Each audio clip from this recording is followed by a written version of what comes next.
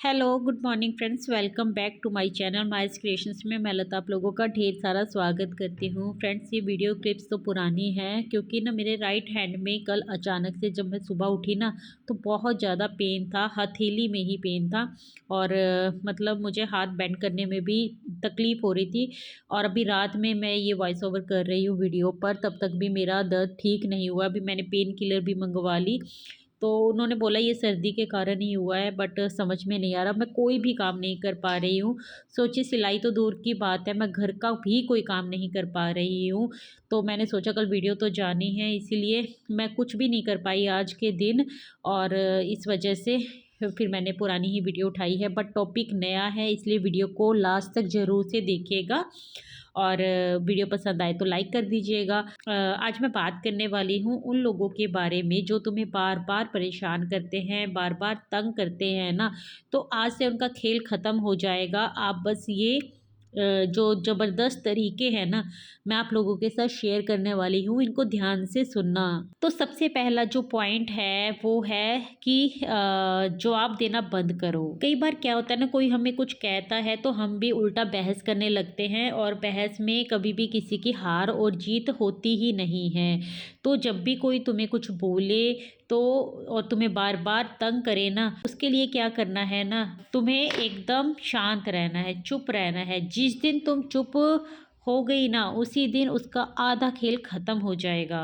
तो second point है कि हर बात पर सफाई भी मत दो। सफाई वही देता है जो खुद को कमज़ोर मानता है। जो सच में मजबूत होता है ना, वो हर सवाल का जवाब नहीं देता है, और चीज़ें ज़्यादा बिगड़ जाए तो वो एक दूरी कायम कर ही लेता है। थर्ड पॉइंट है, अपनी सीमा साफ कर दो। एक बार शांति से बता दो, यहाँ तक ठीक है, इसके आगे मैं और नहीं सुन सकती। सीमा समझ में आ गई ना उसको, तो तंग करना भी वहीं रुक जाएगा। और फोर पॉइंट है कि अकेले में नहीं, सबके सामने टोक दो। जो लोग तुम्हें बार बार परेशान करते हैं ना, वो कहीं ना कहीं तुम्हारी कमजोरी का फ़ायदा उठाने की कोशिश करते हैं। तो जब आप किसी को ये हक नहीं देते ना कि वो बार बार आपको पिंच करे, बार बार आपको रोके टोके, या फिर अकेले में आपका फ़ायदा उठाने की कोशिश करे, आपको कुछ भी बोल दे, और फिर लोगों के सामने वो मतलब खुद भला बन जाए और आपको बुरा बना दे, तो इससे अच्छा है कि भीड़ में बोलो। क्योंकि अक्सर अकेले में शेर बनते हैं लोग, भीड़ में बोलो उनकी हिम्मत ही टूट जाएगी। तो जब भीड़ में आप सबके सामने उनको रोक टोक दोगे ना, तो दोबारा वो आपको तंग कभी भी नहीं करेंगे। पॉइंट है फ्रेंड्स कि भावनाएं छुपाना भी सीखो। अपने इमोशंस को अपने तक रखना भी सीखो। जिससे तुम्हारा दर्द दिख गया ना, क्योंकि वही होता है ना कि जब हमारी कमजोरियां, हमारा दर्द लोगों के साथ हम शेयर करने लगते हैं, तो वही कई बार वो लोग ना अपना हथियार बना लेते हैं। मुस्कान कई बार ना ढाल बन जाती है। आप जब लोगों के सामने अपनी तकलीफ को, अपने इमोशंस को नहीं रखते हैं ना, तो वो कभी भी आपकी कमजोरियों का फ़ायदा नहीं उठा पाते हैं। बात करते हैं सिक्स पॉइंट की कि हर बात दिल पर मत लो, है ना। जरूरी नहीं होती कि हर किसी की बात को दिल पर लगाओ, हर किसी को इतनी अहमियत देने की ज़रूरत ही नहीं होती है, क्योंकि तंग करने वाला चाहता ही यही है। तंग करने वाला तुम्हें अंदर से तोड़ देना चाहता है, इसलिए दिल मजबूत होगा, मतलब उसका जो वार होगा ना वो बेकार चला जाएगा। वो कभी भी अपने मतलब कभी भी वो अपने ना मकसद में कामयाब नहीं हो पाएगा। सेवन पॉइंट की बात करें तो अपनी कीमत खुद तय करो, है ना। जो खुद को सस्ता समझता है ना, फॉर एग्जाम्पल मैं आपको बताती हूँ कि गलती आपकी है भी नहीं, फिर भी आप खुद ही माफ़ी मांगे जा रहे हो, अपने बारे में एक्सप्लेनेशन दिए जा रहे हो, सबको समझाते जा रहे हो कि कोई बात नहीं, ऐसे नहीं वैसे सही। तो इसका मतलब पता है क्या होता है, आप खुद को ही सस्ता समझ लेते हो। जो गलत काम आपने किया ही नहीं है, या फिर आपसे कुछ भूल हुई नहीं है, उसके लिए भी आप अपने आप को ही दोष दिए जा रहे हो। कई बार क्या होता है ना कि कुछ लोग की गलती नहीं भी होती है, तब भी वो बोल देते हैं कि चल कोई बात नहीं, मेरी ही गलती थी, मैं मान लेता हूँ। ये अच्छी बात है, आप चीज़ों को सॉर्ट आउट करना चाहते हो, लेकिन हर बार ऐसा करना ना खुद को सस्ता बना देता है। उसे लोग फिर ना सस्ता समझने लग जाते हैं। इसलिए अपनी इज्जत खुद रखो, क्योंकि आपके अंदर सेल्फ रिस्पेक्ट होना बहुत ज़्यादा ज़रूरी है। जिन लोगों में सेल्फ रिस्पेक्ट नहीं होती है ना, उनका जीवन किसी काम का नहीं होता है। तो एट पॉइंट है कि दूरी बना लो, बहस नहीं करो। है ना। जब जो रिश्ते आपसे सॉल्व हो ही नहीं रहे हैं, उन रिश्तों में कुछ बचा ही नहीं है, तो हमेशा लड़ाई झगड़ा करना, इससे अच्छा है कि उन रिश्तों से हमेशा के लिए दूरी बना ली जाए। हर लड़ाई जीतने के लायक होती ही नहीं है, कभी कभी दूर हो जाना सबसे बड़ी जीत हो सकती है आपके लिए। इसलिए ऐसे रिश्तों से दूर रहो जो आपको हमेशा तंग करते हैं, आपको हमेशा परेशान करते हैं। 9 पॉइंट की बात करते हैं कि अपनी तरक्की पर ध्यान दो। ये सबसे इम्पॉर्टेंट पॉइंट है, क्योंकि जब हम अपनी तरक्की के ऊपर ध्यान देते हैं ना, अपने लिए एफर्ट्स लगाना शुरू करते हैं, तो हम जीवन में आगे बढ़ते हैं।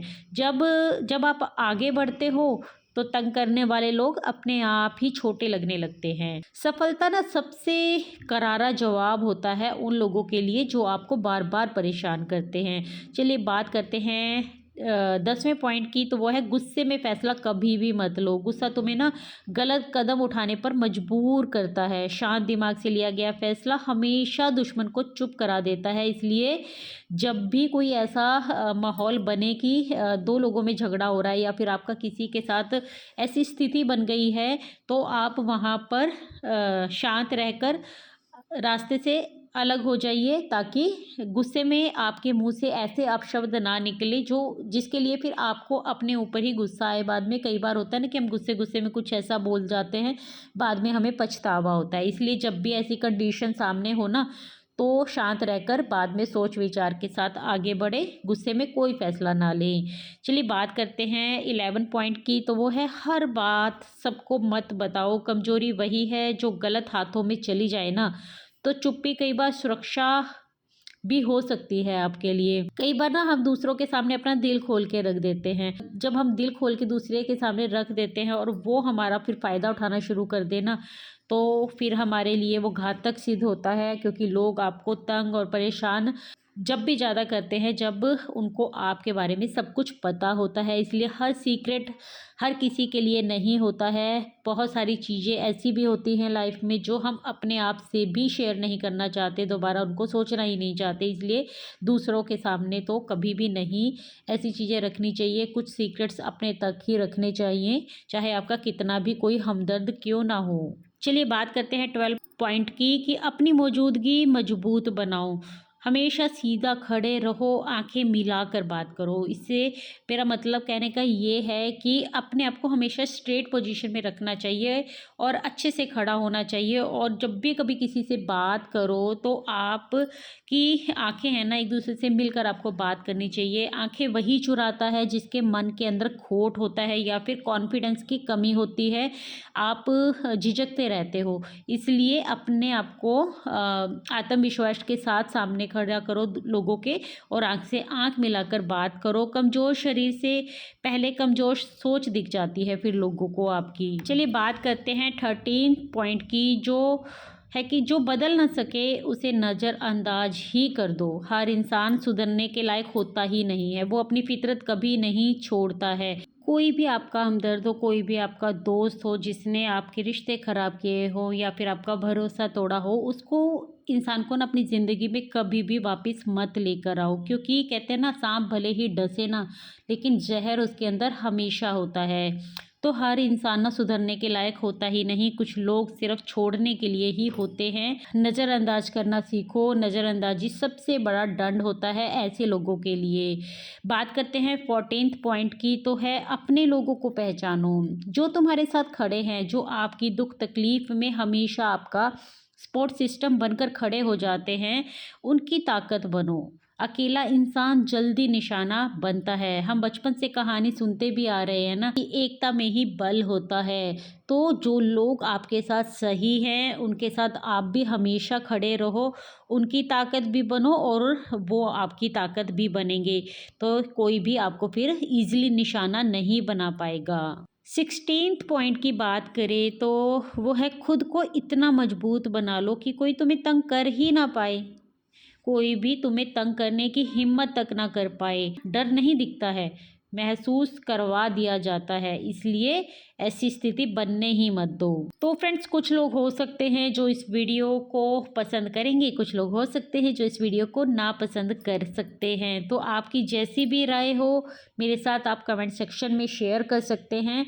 और वीडियो देखने के लिए आपका दिल से धन्यवाद। आजकल सिलाई से रिलेटेड एक हफ्ता हो गया है कि मैं कोई काम नहीं कर पा रही हूँ। आज मुझे डेफिनेटली काम करना था अपनी पुरानी मशीन पर, बट मेरे सुबह उठी तो मेरे हाथ में बहुत तेज़ पेन था। और अभी भी जब मैं वीडियो बना रही हूँ ना, वॉइस ओवर कर रही हूँ, तो बहुत तेज़ दर्द है। फिर भी मैंने सोचा कि एटलीस्ट वीडियो तो चली ही जाए, बाकी काम तो नहीं हो पा रहे हैं। और जो इंसान डेली काम करता है ना, उसके लिए फिर खाली बैठना भी पॉसिबल नहीं होता है। आज का डिनर तक मैं बाहर से ही मंगवा रही हूँ, क्योंकि मेरा राइट हैंड ही है जो दर्द कर रहा है और मैं बिल्कुल कुछ भी काम नहीं कर पा रही हूँ। सुबह मैंने काम किया, इसी वजह से वो पेन मेरा बढ़ गया।